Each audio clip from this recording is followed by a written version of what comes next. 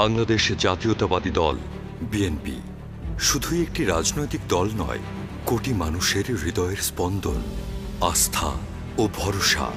দুর্যোগে, বাকবদলের আন্দোলনে, দেশের প্রতিটি ক্লান্তি লগ্নে গণমানুষের ঢাল হয়ে দাঁড়িয়েছে দলটি।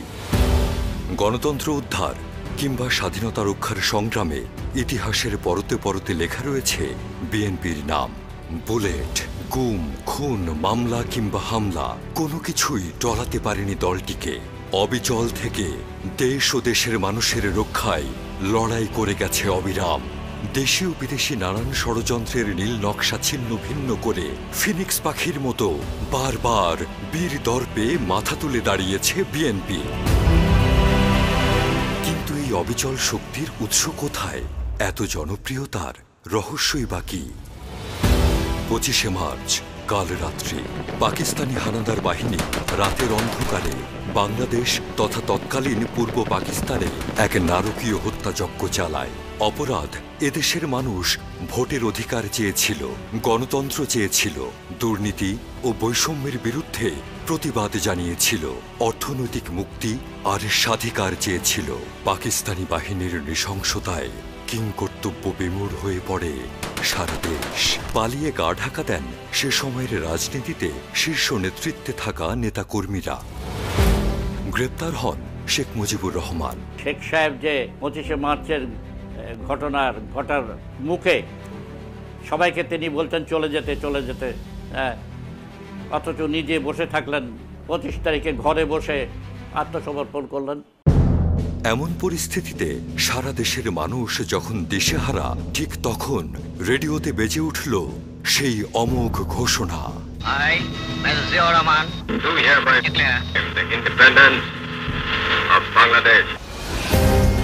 বিদ্যুৎ গতিতে ঘুরে দাঁড়ায় দেশের মানুষ।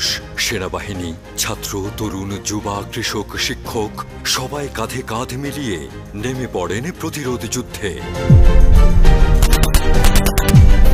9 মাসে রক্তক্ষয়ী যুদ্ধের মধ্য দিয়ে বিশ্ব মানচিত্রে স্বাধীন সার্বভৌম রাষ্ট্র হিসেবে আবির্ভূত হয় বাংলাদেশ। স্বাধীন, মুক্ত বাংলাদেশ।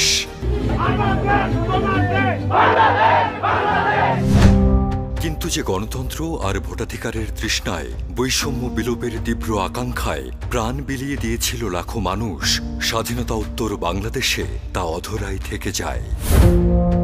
1975 সালের 25 জানুয়ারি সংবিধানের 4র্থ সংশোধনী বলে বহুদলীয় সংসদীয় সরকার পদ্ধতি বাতিল করে একদলীয় ও রাষ্ট্রপতি শাসিত সরকার ব্যবস্থা প্রবর্তন করা হয়।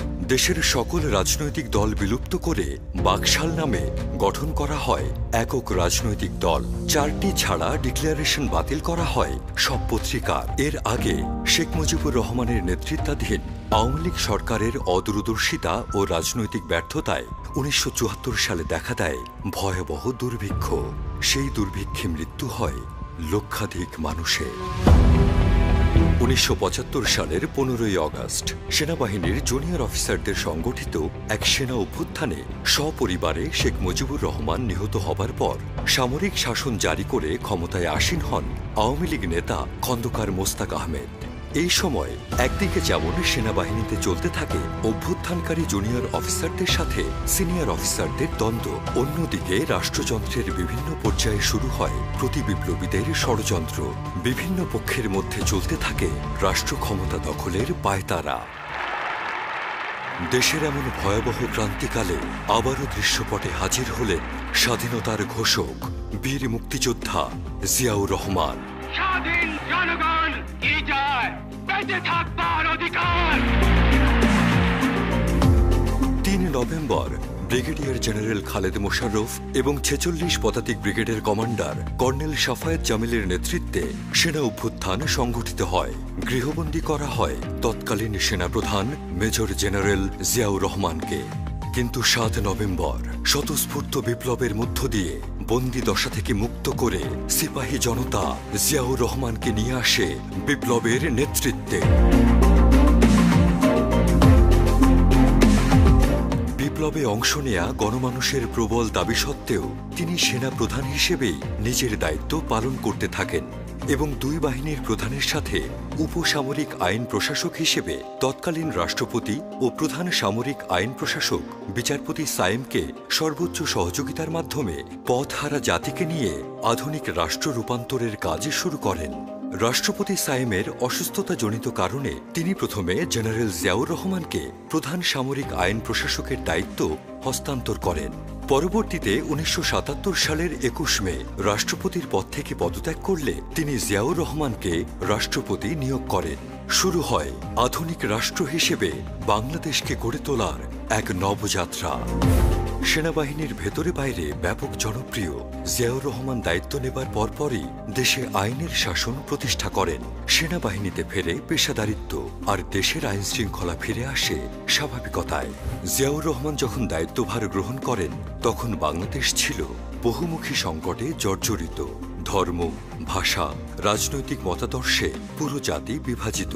সেই বিভাজন ও বিভক্তি ছড়িয়ে পড়েছিল সামরিক বাহিনী, আমলা, ছাত্র, শিক্ষক, বুদ্ধিজীবী, সংস্কৃতিকর্মী, এমনকি সামাজিক সংগঠনগুলোতেও।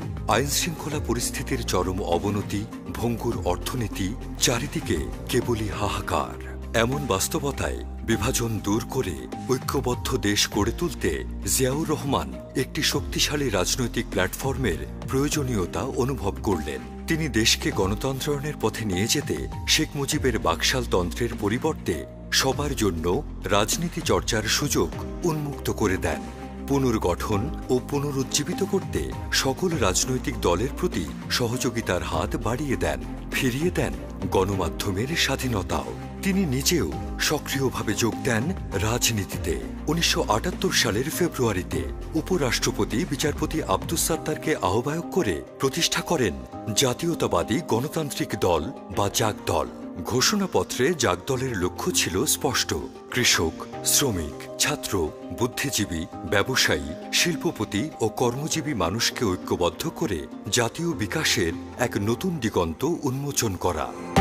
অল্প সময়ের মধ্যেই 6 দলের সমন্বয়ে গঠিত জাতীয় ফ্রন্টের প্রার্থী হয়ে 1978 সালের 3 জুন অনুষ্ঠিত রাষ্ট্রপতি নির্বাচনে প্রতিদ্বন্দ্বিতা করেন তিনি। অভূতপূর্ব গণসমর্থনে 76.67% ভোট পেয়ে তিনি রাষ্ট্রপতি নির্বাচিত হন। পরাজিত করেন প্রতিদ্বন্দ্বী জেনারেল ওসমানীকে। এর আগে মে মাসে দেশের স্বাধীনতা ও অখণ্ডতা, নাগরিক মর্যাদা ও মানবাধিকার, শিক্ষা ও কর্মসংস্থান, কৃষি ও খাদ্যে স্বনির্ভরতা, শিল্পায়ন ও সামাজিক ন্যায় বিচারকে প্রাধান্য দিয়ে জিয়াউর রহমান ঘোষণা করেছিলেন ঐতিহাসিক 19 দফা কর্মসূচি। আমরা জাতীয় জীবনে এক নতুন অধ্যায়ের সূত্রপাত করতে যাচ্ছি।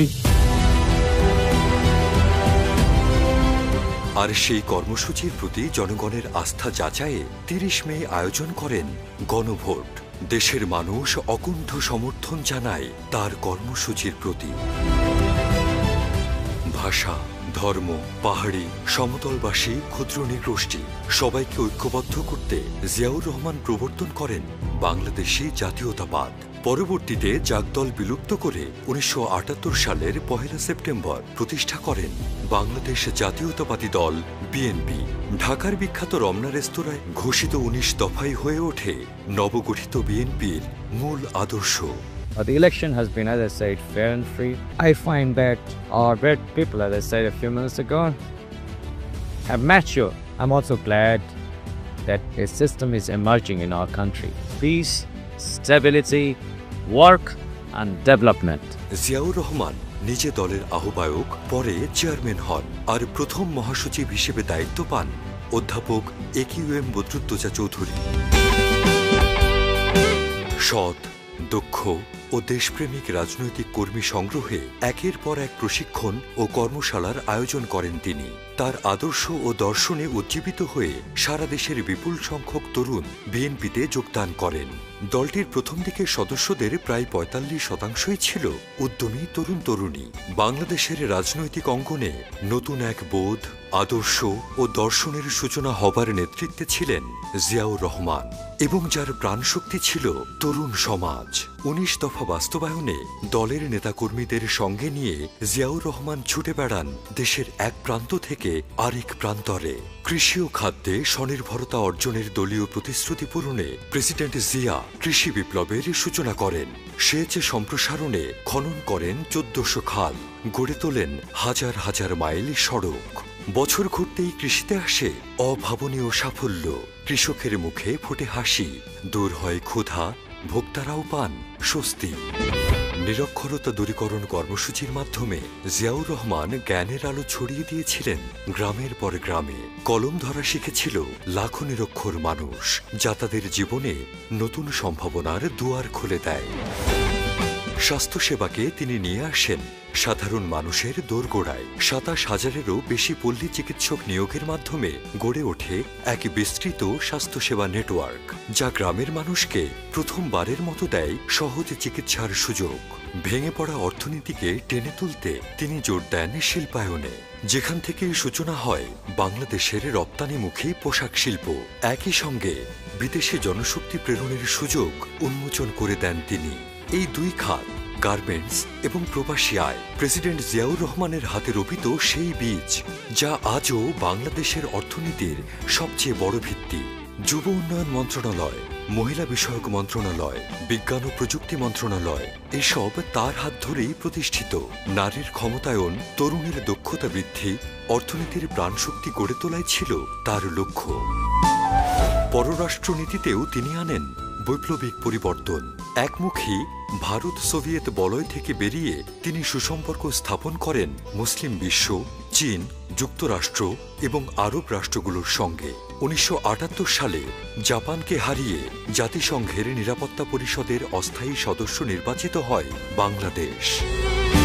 6 বছরেরও কম সময়ে প্রেসিডেন্ট জিয়াউর রহমানের ক্যারিসম্যাটিক নেতৃত্বে আমূল বদলে যেতে থাকে বাংলাদেশ। কৃষি ও খাদ্যে স্বনির্ভরতা এবং ব্যাপক ভিত্তিক শিল্পায়নের ফলে সৃষ্টি হয় বিপুল কর্মসংস্থান, ঘুরে দাঁড়ায় বাংলাদেশের অর্থনীতি। তলাবিহীন ঝুড়ির তকমা ঘুচিয়ে আন্তর্জাতিক পরিমণ্ডলেও বাংলাদেশ অধিষ্ঠিত হয় মর্যাদার আসনে। দৃঢ় নেতৃত্ব, দূরদর্শী ও জনবান্ধব নীতি আর জনগণের অফুরন্ত ভালোবাসায় প্রতিষ্ঠার অল্প সময়ের মধ্যেই বিএনপি হয়ে ওঠে গণমানুষের রাজনৈতিক দল, অটল আস্থা ও নির্ভরতার প্রতীক।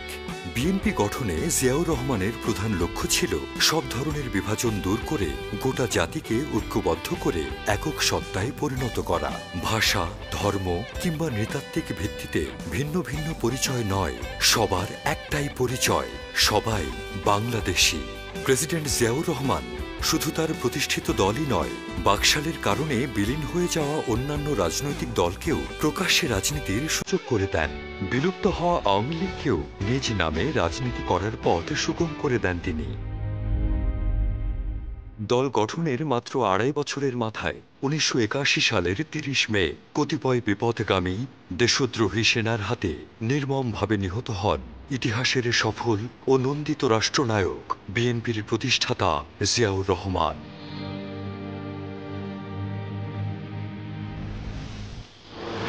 শহীদ জিয়ার শাহাদাতের পর তার জনপ্রিয়তা এবং উন্নয়ন কর্মসূচির উপর আস্থা রেখে দেশের মানুষ রাষ্ট্রপতি নির্বাচনে বিএনপির মনোনীত প্রার্থী বিচারপতি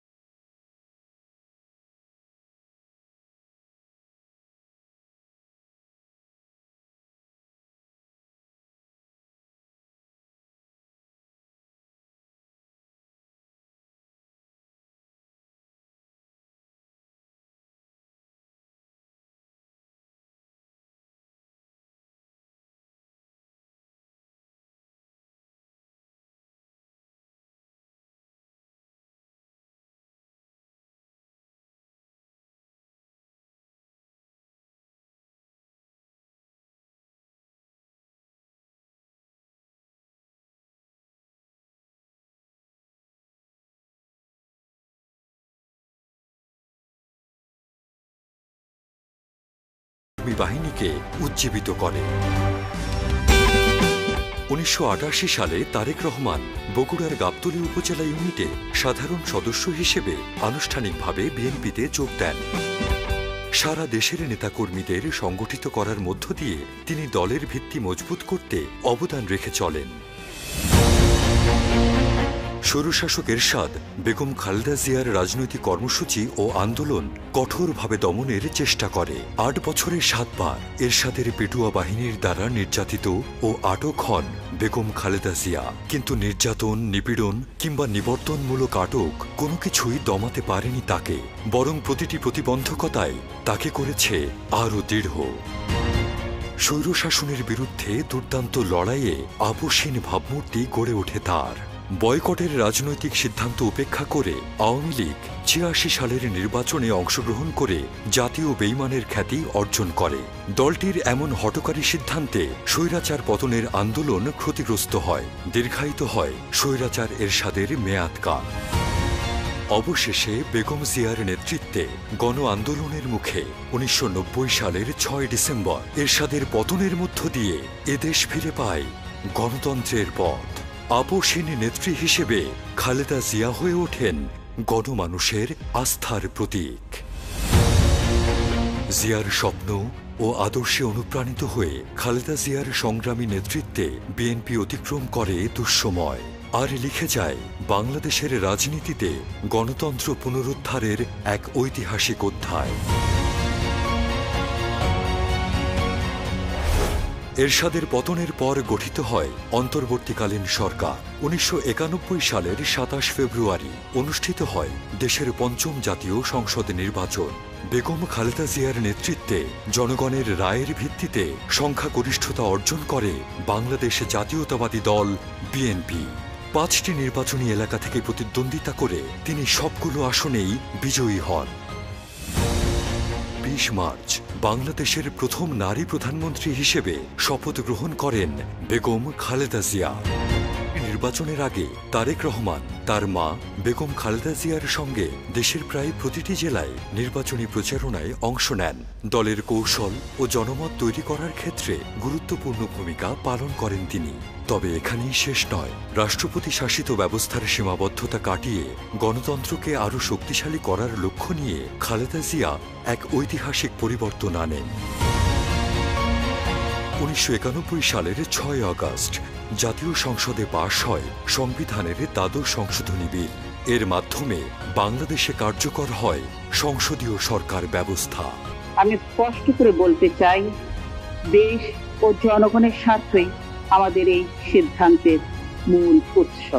আমি আহ্বান জানাই সমস্ত রাজনৈতিক দলসমূহ এবং দেশবাসীকে, আসুন আমরা ঐক্যবদ্ধ হই। আর অনৈক্য নয়, বিশৃঙ্খলা নয়, ধ্বংস নয়, সাধারণ মানুষের রুটি রুজির পথ বন্ধ করা নয়। সংসদীয় পদ্ধতির ভিত্তিতে নতুন প্রধানমন্ত্রী হিসেবে 19 সেপ্টেম্বর পুনরায় শপথ নেন খালেদা জিয়া। প্রশাসনিক কাঠামো পুনর্গঠন, আইনের শাসন ও বিচার বিভাগের স্বাধীনতা, এসবই ছিল বিএনপি সরকারের মূল লক্ষ্য। খালেদা জিয়ার প্রথম সরকার শিক্ষাক্ষেত্রে উল্লেখযোগ্য অগ্রগতি অর্জন করে। প্রবর্তিত হয় অবৈতনিক ও বাধ্যতামূলক প্রাথমিক শিক্ষা। 10ম শ্রেণী পর্যন্ত ছাত্রীদের বিনা বেতনে লেখাপড়ার সুযোগ, উপবৃত্তি এবং শিক্ষার বিনিময়ে খাদ্য কর্মসূচি চালু হয়। আজ তোমরা যারা কিশোর তরুণ, ভবিষ্যতে তোমাদেরই দেশের সকল ক্ষেত্রে নেতৃত্ব গ্রহণ করতে হবে। সে নেতৃত্ব গ্রহণের জন্য জ্ঞান অর্জনের কোনো বিকল্প নেই। এই সময় বৃক্ষরোপণ কর্মসূচি দেশব্যাপী সামাজিক আন্দোলনে রূপ নেয়। বিএনপি সরকার পশু সম্পদ খাতকে সক্রিয় পৃষ্ঠপোষকতা দান করে, যার ফলে দেশব্যাপী অসংখ্য গবাদি পশু ও হাঁস মুরগির খামার গড়ে ওঠে। 1994 সালের 16 অক্টোবর যমুনা বহুমুখী সেতুর ভৌত নির্মাণ শুরু করা, মেঘনা গোমতী সেতু নির্মাণের মাধ্যমে ঢাকা চট্টগ্রাম মহাসড়কে যাতায়াত নির্বিঘ্ন করা, চট্টগ্রামে একটি অত্যাধুনিক রেল স্টেশন নির্মাণ এবং চট্টগ্রাম বিমানবন্দরকে আন্তর্জাতিক মানে উন্নীত করার জন্য প্রকল্প গ্রহণ করে বিএনপি সরকার। তবে এই মেয়াদকালে রাজনৈতিক অস্থিরতাও ছিল প্রবল। বিরোধী দল আওয়ামী লীগ প্রতীত স্বৈরাচার জাতীয় পার্টি এবং জামায়াতে ইসলামীকে সাথে নিয়ে বারবার হরতাল ধর্মঘটের মতো কর্মসূচি পালন করতে থাকে। এতে ক্ষতিগ্রস্ত হয় দেশের অর্থনীতি, বাধাগ্রস্ত হয় উন্নয়ন। সংবিধানে নির্বাচনকালীন তত্ত্বাবধায়ক সরকারের জনদাবির প্রতি শ্রদ্ধা জানিয়ে শুধুমাত্র এই একটি বিল পাশ করানোর জন্য 1996 সালের 15 ফেব্রুয়ারি অনুষ্ঠিত ষষ্ঠ জাতীয় সংসদ নির্বাচনে বিএনপি জয়ী হয়। বেগম খালেদা জিয়া দ্বিতীয়বারের মতো প্রধানমন্ত্রী হিসেবে শপথ নেন। সংবিধানের ত্রয়োদশ সংশোধনের মাধ্যমে নিরপেক্ষ তত্ত্বাবধায়ক সরকারের অধীনে পুনর্নির্বাচনের ব্যবস্থা করা হয়। 1996 সালের 30 মার্চ খালেদা জিয়া ক্ষমতা হস্তান্তর করেন এবং 12 জুন অনুষ্ঠিত নির্বাচনে বিজয়ী হয়ে আওয়ামী জোট সরকার গঠন করে। শপথ নিয়েই শপথ ভঙ্গের উৎসবে মেতে ওঠেন আওয়ামী লীগ নেত্রী শেখ হাসিনা। বিএনপির নেতাকর্মীদের বিরুদ্ধে দমনপীড়ন শুরু করেন, হরণ করেন বাক স্বাধীনতা।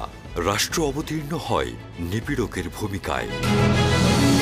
এই সরকার জনগণের সরকার নয়, এই সরকার একটি সন্ত্রাসী সরকার। যদি আমাদেরকে সেখানে পৌঁছতে না দেয়, জনতার কাছে আমার আবেদন থেকে এখানে অবস্থান করবে। তবে বেগম জিয়ার নেতৃত্বে আওয়ামী সরকারের নিপীড়ন, দুর্নীতি, অনিয়মের বিরুদ্ধে রাজপথে প্রতিরোধ গড়ে তোলে বিএনপি, গড়ে তোলে জনমত। তার নেতৃত্বে সাংগঠনিকভাবে বিএনপি আরও শক্তিশালী হয়ে ওঠে এবং 2001 সালের অষ্টম জাতীয় সংসদ নির্বাচনে ভূমিধস বিজয় অর্জন করে আবারও সরকার গঠন করে। 10 অক্টোবর খালেদা জিয়া তৃতীয়বারের মতো প্রধানমন্ত্রী হিসেবে শপথ গ্রহণ করেন। 2001 সালের নির্বাচনে তারেক রহমানের নির্বাচনী কৌশল ও প্রচার পরিকল্পনা রাজনৈতিক মহলে সবার নজর কেড়ে নেয়। এর মধ্য দিয়ে তিনি রাজনীতিতে দৃঢ়ভাবে প্রতিষ্ঠিত হন।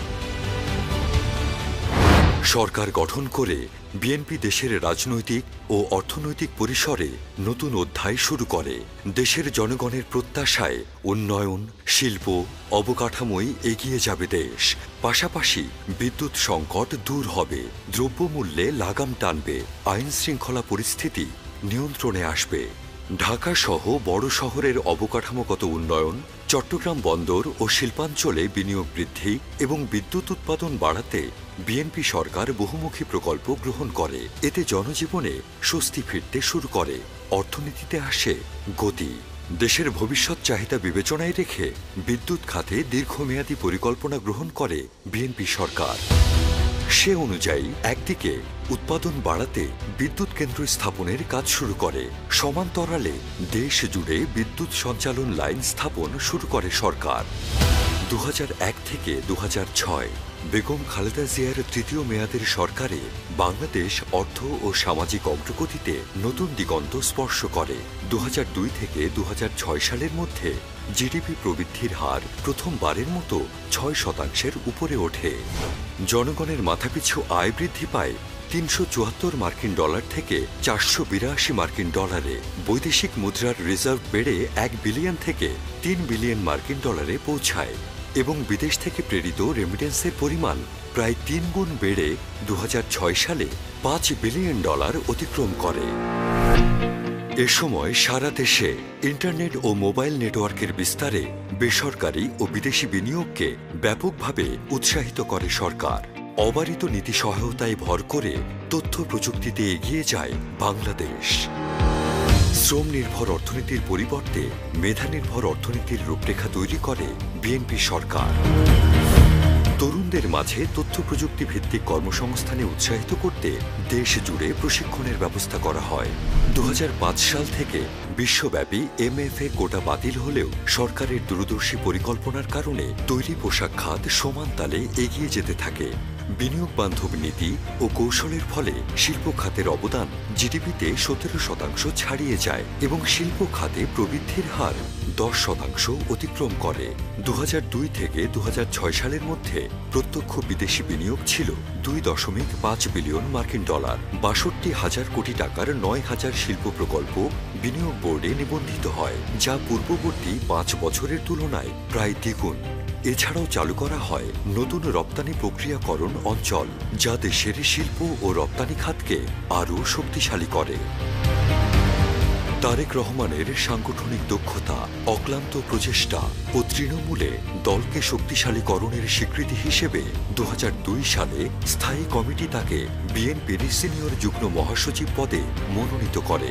নতুন দায়িত্ব পেয়ে তিনি দলের কৌশলগত সিদ্ধান্ত, জনমত গঠন এবং যুব ও তৃণমূল নেতৃত্বকে সুসংগঠিত করার কাজে গুরুত্বপূর্ণ ভূমিকা রাখেন।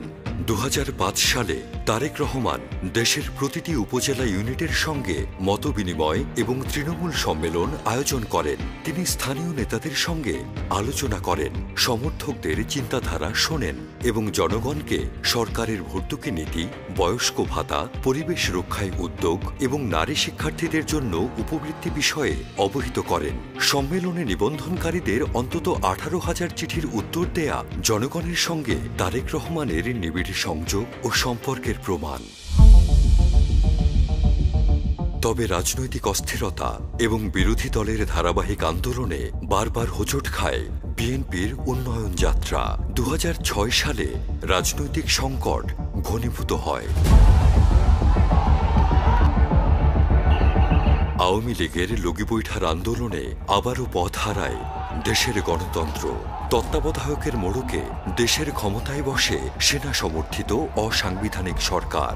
সমর্থন দেয় আওয়ামী লীগ। প্রতিদানে 2008 সালের নির্বাচনে বিজয়ী করা হয় শেখ হাসিনাকে।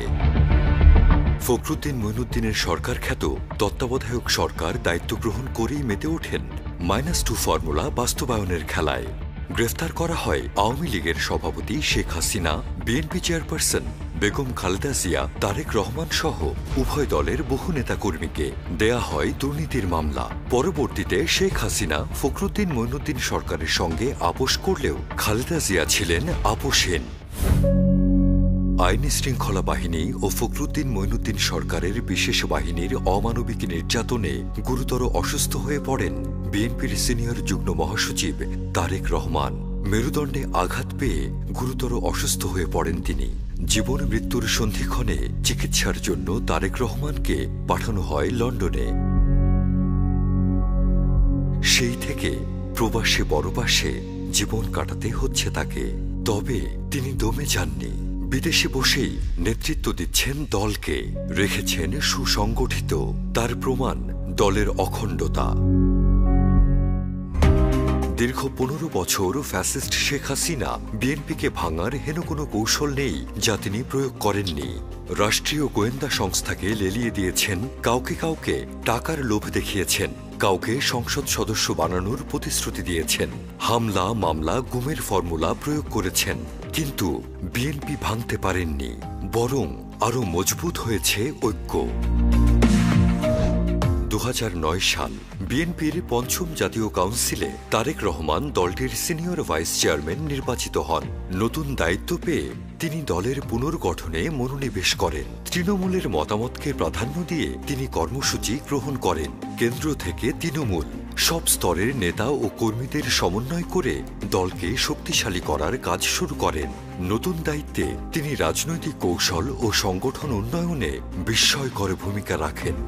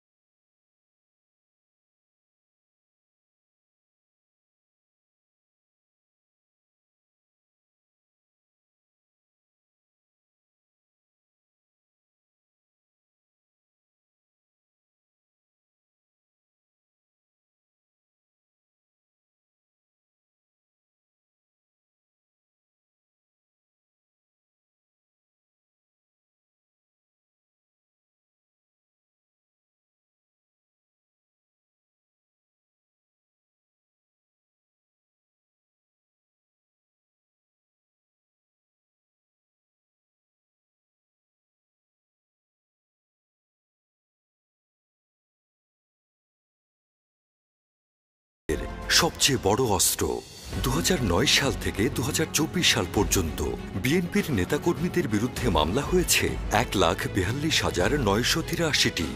আসামি করা হয়েছে 59,29,492 জন নেতাকর্মীকে। গুমের শিকার হয়েছেন 1,204 জন। 2009 থেকে 2023 সালের জুলাই পর্যন্ত বিএনপির মহাসচিব মির্জা ফখরুল ইসলাম আলমগীরের বিরুদ্ধে মামলা হয়েছে 98টি। সিনিয়র যুগ্ম মহাসচিব রুহুল কবির রিজভির বিরুদ্ধে মামলা হয়েছে 180টি। হাবিবুন নবী সোহেলের বিরুদ্ধে 450টি। মোয়াজ্জেম হোসেন আলাল ও মীর শরাফত আলীর বিরুদ্ধে 250টি। যুবদল নেতা জাহাঙ্গীরের বিরুদ্ধে 317টি।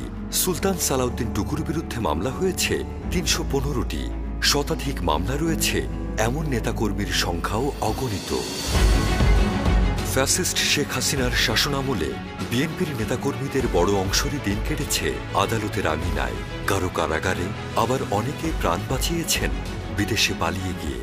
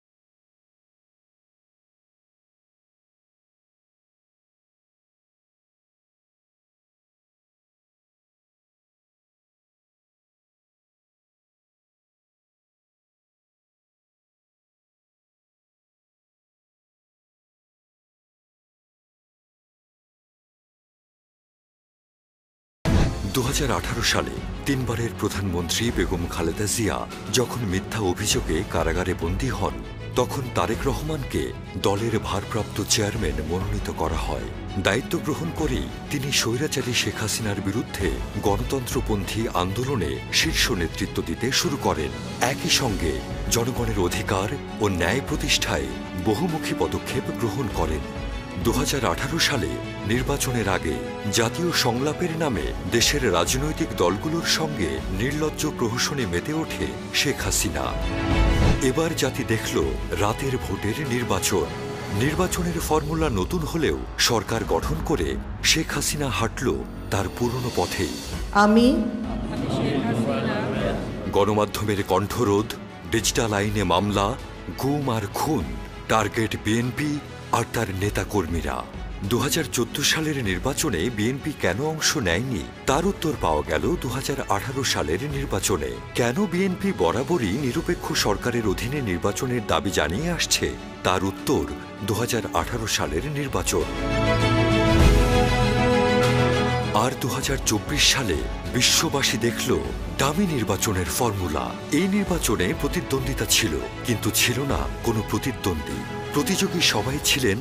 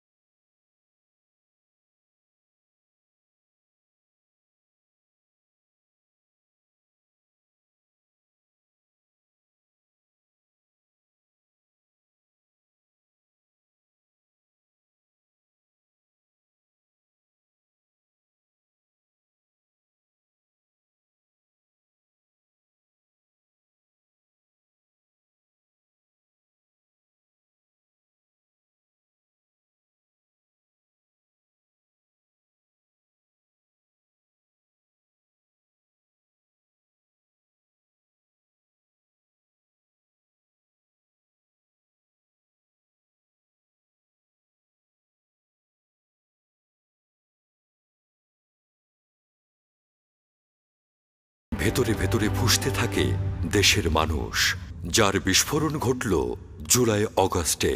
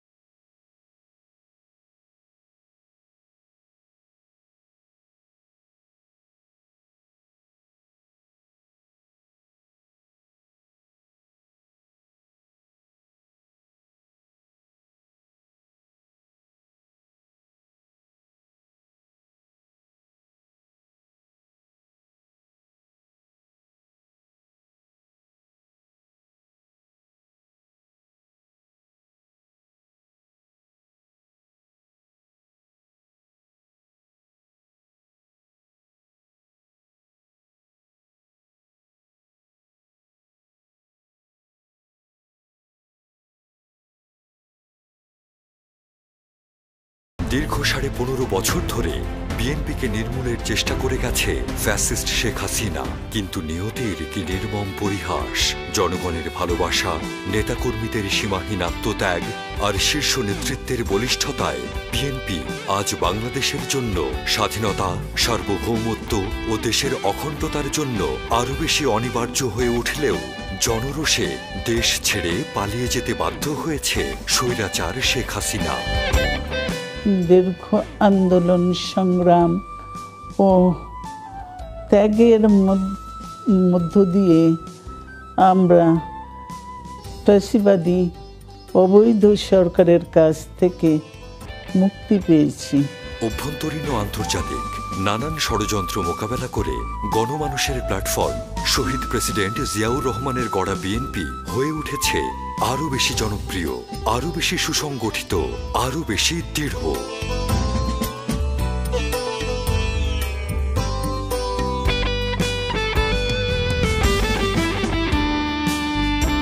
বৈষম্যহীন একটি উন্নত, মানবিক, প্রগতিশীল, ঐক্যবদ্ধ বাংলাদেশ গড়ে তোলায় বাংলাদেশ জাতীয়তাবাদী দল বিএনপির মূল লক্ষ্য।